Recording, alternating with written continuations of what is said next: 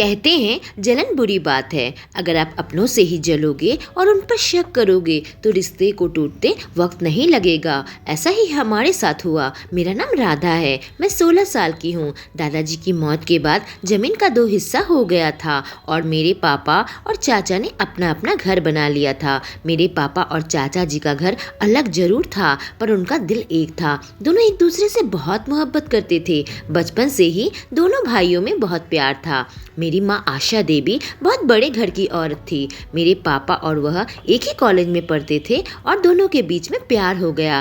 परिवार की सहमति ना होने के बावजूद भी मेरी माँ ने पापा से शादी कर ली थी। मेरी माँ को विश्वास था कि पापा अपने बलबूते पर कुछ न कुछ जरूर कर लेंगे। मेरे पापा और चाचा दोनों को ही खाना बनाने का बहुत शौक था और उन दोनों ही ऑफिस एरिया में अपना स्टॉल लगा लिए और उसमें खाने का आइटम बेचा करते थे। मेरी माँ को लगा था कि पापा किसी बड़े कंपनी में जॉब करेंगे पर मेरे पापा को इस काम में इंटरेस्ट था, इसलिए माँ ने अपने अरमानों को दिल में ही दबा लिया था। पापा की जो भी कमाई थी उनमें बहुत ही मुश्किल से वह अपना गुजारा कर पाती थी। ऑफिस एरिया में काफ़ी अच्छी बिक्री होती है जिस वजह से जितना भी मुनाफा होता उससे हमारा घर चल जाता था। मेरे पापा और चाचा दोनों की एक एक बेटियां थी और किसी के घर पर लड़का नहीं था। मेरी चाची की बेटी मुझसे 4 साल छोटी थी। हम दोनों एक ही स्कूल में पढ़ते थे और साथ साथ स्कूल जाते थे। कमाई बहुत ज़्यादा नहीं थी इसलिए हम सरकारी स्कूल में पढ़ते थे। मेरी चाची और माँ में बहुत प्रेम था क्योंकि मेरी चाची माँ की बहुत इज्जत करती थी। वजह यह थी कि माँ बड़े घर की बेटी थी तो चाची ने उस हिसाब से माँ का हमेशा सम्मान किया। मेरी माँ इस बात से अकड़ कर रहती थी पर धीरे धीरे दोनों परिवार में दूरियां बढ़ने लगी। वजह यह थी कि जब मेरे चाचा ऑफिस एरिया में ठेला लगाने जाते और 1 घंटा में सारा काम निपटाकर घर आ जाते थे और मेरे पापा तो दिन भर इस एरिया में बैठे रहते थे। लेकिन हमने देखा कि चाचा का काम खत्म होने के बाद कहीं बाहर चले जाया करते थे और घुमा फिरा करते थे। मेरे पापा ने कई बार चाचा को समझाया भी था कि तू इतना कम टाइम ठेला में क्यों लगाता है, इससे कहीं तेरे परिवार की कमाई कम ना हो जाए। पर चाचा पापा की एक भी बात नहीं सुनते और हमेशा ही घूमने निकल जाया करते थे। मेरी चाची कई बार मेरी माँ से कहती कि न जाने राकेश को क्या हो गया है, आजकल इतना कम ठेला लगाते हैं और 1 घंटे में ही सारा सामान बेचकर चले आते हैं। मेरी माँ ने देवर को समझाने की कोशिश की पर बात न बनी। पर जैसे ही महीना पूरा हुआ चाचा जी ने अपनी बेटी का नाम स्कूल से कटवा दी। मैं उनके घर पर गई थी और गीता को बुलाने लगी पर मेरी बहन कही कि वो स्कूल नहीं जाएगी। उस दिन मैं स्कूल से वापस आकर अपनी माँ से कहा कि गीता का शायद स्कूल से चाचा ने नाम कटवा दिया है और टीसी ले ली है। लेकिन फिर अगले ही दिन गीता यूनिफॉर्म पहनकर बाहर निकली और वैन में बैठकर प्राइवेट स्कूल जाने लगी। जब मैं दौड़ के अपनी बहन के पास गई और पूछी तो उसने कहा, दीदी आज से मैं प्राइवेट स्कूल जाऊंगी। मेरे पापा चाहते हैं कि मैं बड़े इंग्लिश मीडियम प्राइवेट स्कूल में पढ़ूं। प्राइवेट स्कूल से तो मैं भी पढ़ना चाहती हूँ पर मेरे पापा की इतनी कमाई नहीं है कि वह मेरी पढ़ाई पर इतना खर्च कर सके। तो राकेश चाचा अपनी बेटी की प्राइवेट स्कूल का खर्चा कैसे निकालेंगे, यह बात सोच सोचकर मैं परेशान हो रही थी। मैंने यह बात अपने पापा मम्मी से कहा। मैं अपने पापा से जिद करने लगी कि मैं भी उसी स्कूल पर जाना चाहती हूँ जहाँ मेरी बहन पढ़ती है। मेरी बात सुनकर अगले ही दिन मेरे पापा स्कूल में पता लगाने गए और जब वापस आए मैंने पूछा, पापा क्या मुझे उस स्कूल में एडमिशन मिल जाएगा? मेरे पापा ने कहा, मैं स्कूल की फीस नहीं भर पाऊंगा, स्कूल में महीने की 10,000 फीस है, तुझे सरकारी स्कूल में ही पढ़ना होगा। मेरा दिल बिल्कुल टूट चुका था क्योंकि मेरी बहन इतने बड़े स्कूल में जा रही थी और मैं एक सरकारी स्कूल में। मुझे तो उसके सामने खड़े होने में भी शर्म आ रही थी। शाम को वह मेरे पास आई और अपने स्कूल के बारे में सब कुछ बताने लगी। उसके स्कूल में बच्चों के लिए हर तरह की फैसिलिटी थी। उसने कहा, दीदी मैं स्विमिंग सीख रही हूँ, हमारे स्कूल का स्विमिंग पूल बहुत बड़ा है और मुझे तो पानी में बहुत मज़ा आता है। वह बता रही थी कि स्कूल की लाइब्रेरी भी बहुत बड़ी है। पर मैं मन ही मन यही सोच रही थी कि आखिर चाचा जी के पास इतने पैसे आए कहाँ से।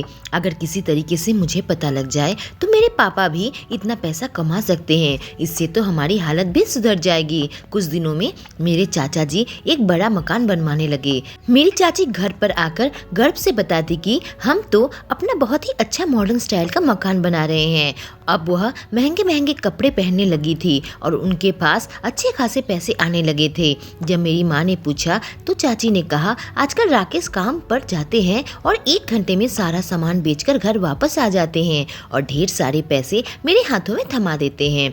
जब मेरी चाची चली गई तो मेरी माँ ने मुझे बुलाकर कहा, तुम्हारे पापा जो काम करते हैं चाचा भी तो वही काम करते हैं। मुझे शक है कि तुम्हारे चाचा कुछ गलत काम कर रहे हैं, इसलिए तुम उन पर नजर बनाए रखो। मैंने सोच लिया था कि अपनी माँ का कहना मानते हुए मैं अपने चाचा का पीछा करूंगी और पता लगाऊंगी कि आखिर मेरे चाचा ऐसा क्या काम करते हैं कि वह इतने सारे पैसे कमाते हैं। एक दिन मौका देखकर मैं अपने पापा की दुकान में मदद करने के लिए गई, पर मेरी नज़र मेरे चाचा जी की दुकान पर थी। दोनों अपना अपना ठेला अगल बगल में ही लगाते थे। मेरे चाचा 1 घंटा काम करके अपना सारा सामान बेचकर घर चले गए। जब मैं घर आई तो मेरी माँ पूछताछ करने लगी। मैंने कहा, माँ, चाचा जी तो नॉर्मल सामान बेचते हैं, ऐसा तो कुछ खास नहीं किया कि इतनी कमाई होती होगी। इसने तो कहीं ज्यादा कमाई पापा की होती होगी। मेरी माँ ने कहा, लगता है तूने ठीक से नजर नहीं रखा, कल से पूरा एक एक हिसाब रखना। अगले दिन मैं फिर से अपने पापा के साथ चली गई और उस दिन मैंने कॉपी और पेन ले लिया और अच्छे से उनके पैसे का हिसाब रखने लगी। जब घर आकर मैंने अपनी माँ को वह हिसाब दिखाया तो उन्हें तो यकीन ही नहीं हो रहा था। चाचा की कमाई तो मेरे पापा की कमाई से कहीं ज्यादा कम थी, फिर भी पापा को घर चलाने में इतनी दिक्कत होती थी और चाचा जी इतने ऐशो आराम से जी रहे थे। मेरी माँ ने कहा कि तू चाचा जी की दुकान से कुछ खरीद कर अपने लिए और मेरे लिए लेकर आना। अगले दिन जब मैं चाचा जी की दुकान में कुछ खाने का चीज खरीदने गई तो मेरे चाचा ने प्यार से मुझे वह खाना दे दिया और उसके पैसे भी नहीं लिए। मैं घर आकर वह खाने का सामान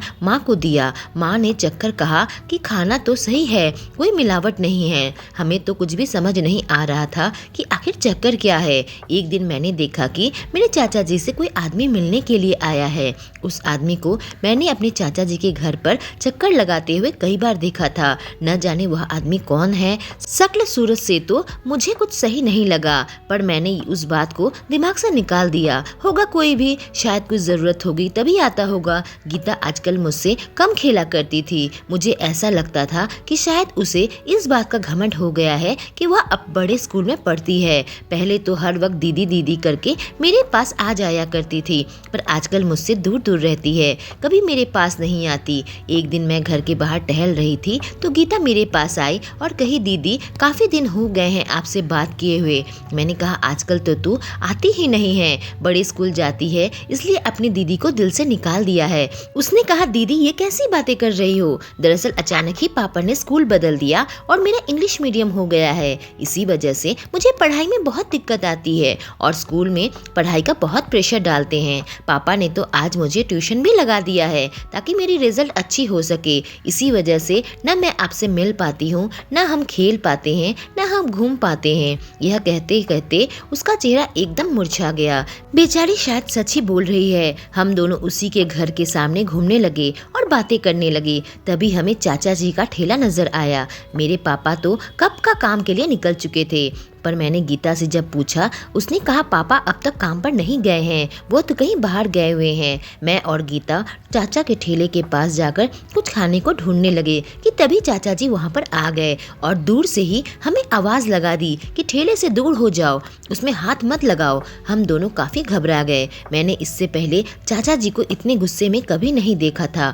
चाचा जी हम दोनों को खूब डांटने लगे तो मेरी बहन ने कह दिया, पापा हमें भूख लगी है, इसी वजह से हम देख रहे थे कि कुछ खाने को है या नहीं। चाचा ने कहा, यह हमारे काम की जगह है, अगर भूख लगी है तो मम्मी से जाकर खाना मांगो, दोबारा कभी मेरे ठेले के पास मत आना। मैं और गीता दोनों ही काफी डर गए थे और दोनों ही वहाँ से दूसरी जगह चले गए। मैं मन ही मन सोचने लगी कि चाचा जी को इससे पहले इतना गुस्सा करते हुए कभी नहीं देखा। जब मैं घर गई तो मेरी माँ ने पूछा कि तुम इतनी परेशानी में क्यों नजर आ रही हो, तो मैंने माँ से यह बात बता दी, पर मेरी माँ तो तो अपना दिमाग चलाने लगी। माँ को यह बात बिल्कुल बर्दाश्त नहीं होती थी कि चाचा जी इतनी रईसी की जिंदगी जी रहे हैं जो कि मेरी माँ जीना चाहती थी। माँ तो पापा से कई बार इस बात पर लड़ा भी करती थी कि आप अपनी कमाई देखो और अपने भाई की कमाई देखो। मेरे पापा ने माँ को बहुत बार समझाया था कि दोनों भाई के बीच इस तरह की बातें मत किया करो, पर मेरी माँ सुनने को तैयार नहीं थी।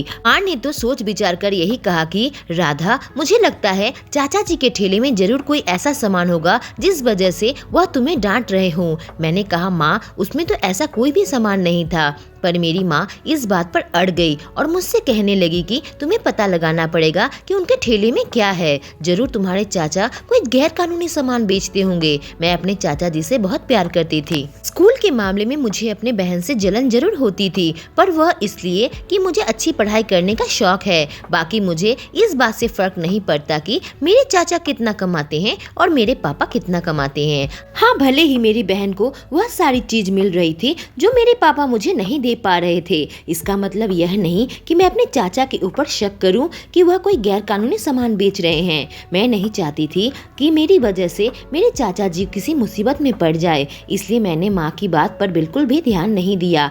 जब मेरी माँ पूछती तो मैं बता देती कि उनके ठेले में ऐसा कुछ भी नहीं है, मैं अच्छे से देख लिया है। लेकिन मेरा मन उस दिन बहुत खराब हो गया था जब चाचा जी बहुत गुस्सा हुए थे और मुझे बुरी तरीके से डांटे थे।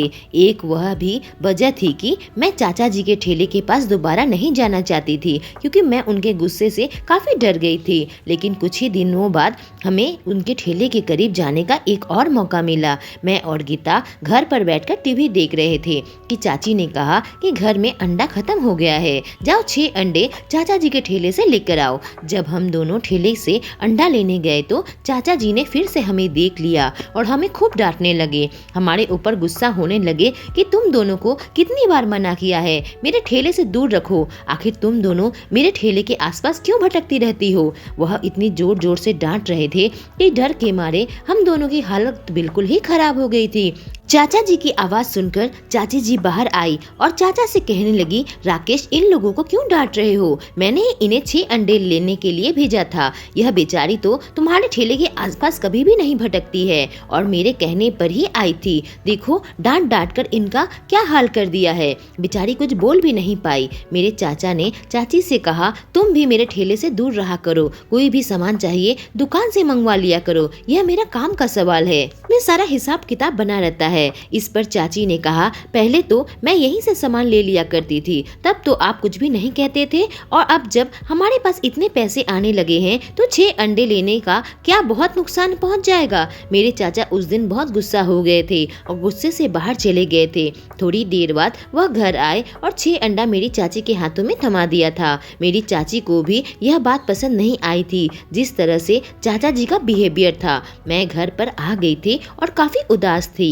तभी मेरी माँ मेरे सामने आकर बोली कि बाहर शोरगुल क्यों था, क्या हुआ। मैं अपनी माँ को यह सारी बातें नहीं बताना चाहती थी, पर मेरी आंखों से आंसू आ गए थे और इसकी वजह यह थी कि मैं अपने चाचा जी से बहुत प्यार करती थी और उनके इस बिहेवियर से मुझे बहुत दुख पहुंचा था। बिना वजह के ही चाचा जी मुझे डांट दिया। मुझे रोता देख मेरी माँ के चेहरे पर एक अजीब सी मुस्कुराहट आ गई। कहा, चाचा जी ने कुछ कहा होगा ना, बताओ ना क्या हुआ है, मैं जानना चाहती हूँ। जब मैं सारी बातें अपनी माँ से कही तो मेरी माँ ने कहा, 1 घंटा ठेला लगाने से कोई इतना अमीर नहीं बन जाता। तेरे चाचा जी तो दिन भर घुमा फिरा करते हैं और किसी तरीके से 1 घंटा बस दुकान लगाते हैं, पर तेरे पापा से कहीं ज्यादा पैसा कमा रहे हैं। तूने भी तो खुद देखा है ना, चाचा जी की दुकान में कितना सामान बिकता है। देख बेटा, अगर तू बड़े स्कूल में जाना चाहती है और कुछ बनने का सपना देखती है तो हमें पता लगाना होगा कि तेरे चाचा जी कैसे कमाई करते हैं, ताकि हम भी ज्यादा पैसा कमा सके।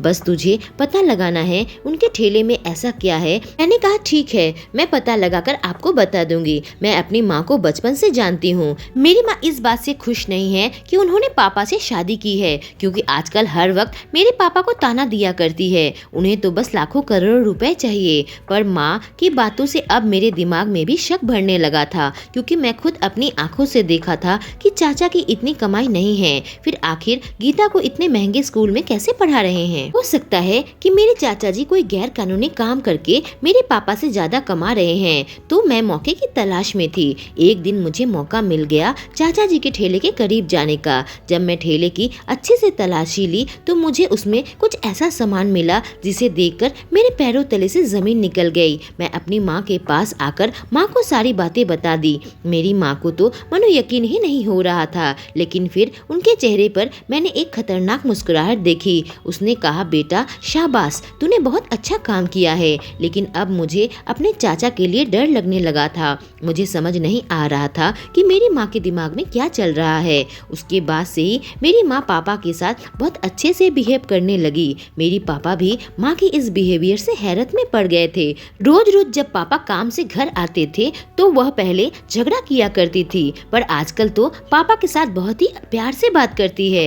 एक दिन संडे को हम सब चाचा के घर में इकट्ठा हुए थे। चाचा ने हमें उस दिन खाने पर बुलाया था। मैंने अपनी मम्मी के चेहरे पर फिर से वही मुस्कुराहट देखी। मुझे लगा जरूर कुछ न कुछ गलत होने वाला है, क्योंकि माँ बिल्कुल बदल चुकी थी। जब से मैंने बताया था कि मैंने चाचा जी के ठेले पर क्या देखा है, तभी अचानक कोई घर पर आया और दरवाजा जोर जोर से धक्का देने लगा। इतनी जोर जोर से धक्का दे रहा था कि जैसे दरवाजा तोड़ ही देगा। हम सब तो बिल्कुल चौंक उठे थे। बस मेरी माँ बहुत शांत थी और मुस्कुरा रही थी। तो चाचा ने उठकर दरवाजा खोला, लेकिन दरवाजे के बाहर खड़े लोगों को देखकर हम सब चौंक उठे थे। मेरे चाचा के चेहरे का रंग तो बिल्कुल फीका पड़ चुका था। मेरे चाचा जब पूछे कि आप लोग यहाँ किस लिए आए हैं, तो पुलिस ने कहा, हम आपके घर की और ठेले की तलाशी लेने आए हैं। हमें शक है कि आप गैर कानूनी सामान बेचते हो।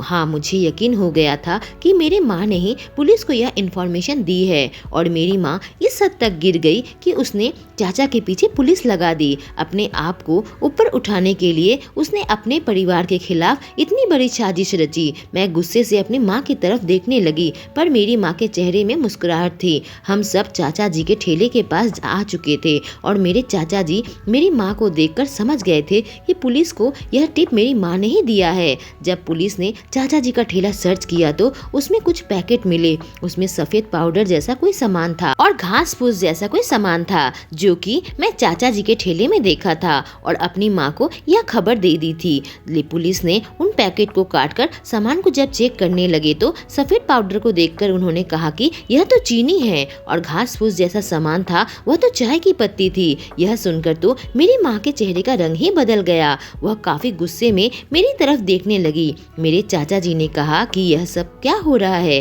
पुलिस ने कहा कि मुझे शक है कि आप ड्रग्स का धंधा करते हो, तभी इतने कम ठेला लगाने के बाद भी आपको इतनी कमाई होती है। मेरे चाचा जी ने कहा, लगता है आपको किसी ने गलत इन्फॉर्मेशन दी है। दरअसल मैं प्रॉपर्टी ब्रोकर का काम करता हूँ। ठेला चलाकर मैं अपना घर ठीक से नहीं चला पाता था और बेटी को भी सरकारी स्कूल में पढ़ाना पड़ता था। अपनी पत्नी को भी मैं कुछ भी नहीं दे पा रहा था। कुछ समय पहले मैंने देखा एक आदमी आकर मेरी दुकान में कह रहा था कि मेरे पास किराए के लिए मकान है, अगर कोई किराएदार का पता चले तो आप मेरे पास भेज देना। उसने अपना फोन नंबर भी दे दिया था। मेरे पास कई लड़के आते थे जो किराए के लिए मकान ढूंढते थे। तभी मेरे दिमाग में यह बात आई थी, क्यों ना मैं प्रॉपर्टी डीलिंग का काम शुरू कर दूं। और धीरे धीरे यह काम मेरा अच्छे से चलने लगा था, जिस वजह से मैं अब ठेला कम लगाता हूँ और प्रॉपर्टी डीलिंग का काम ज्यादा किया करता हूँ। मेरे घर वालों को लगता है कि मैं घूमता फिरता हूँ, पर मैं काम के सिलसिले में ही बाहर रहता हूँ। और यह जो चाय की पैकेट और चीनी मिला है,